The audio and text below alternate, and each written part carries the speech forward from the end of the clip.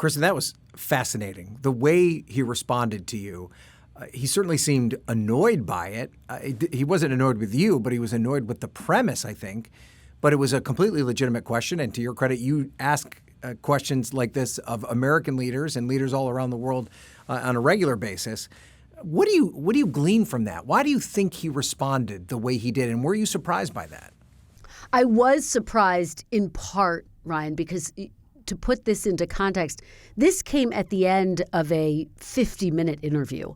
I had been wrapped multiple times at the point that we were having this exchange, and I kept pressing for more time. I said, please, we've traveled all the way to Havana. Just a few more questions. Just a few more questions. And this was sort of my final wrap. This was like the entire room's trying to wrap me at this point. So I said, okay, final question. I assumed he would answer it, and that would be that.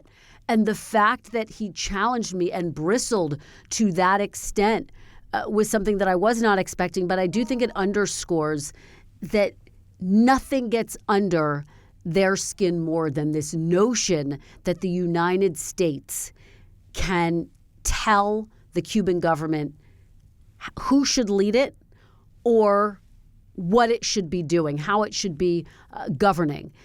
Because that challenges the very idea of the sovereignty of the country. And of course, this is a country that has been living under an embargo from the United States for decades. And of course, the Trump administration since January just put an oil blockade on the country, which is exacerbating the desperation in Cuba, the poverty in Cuba that exists. Now, what is also exacerbating it, of course, the United States would say, is the communist government of Cuba.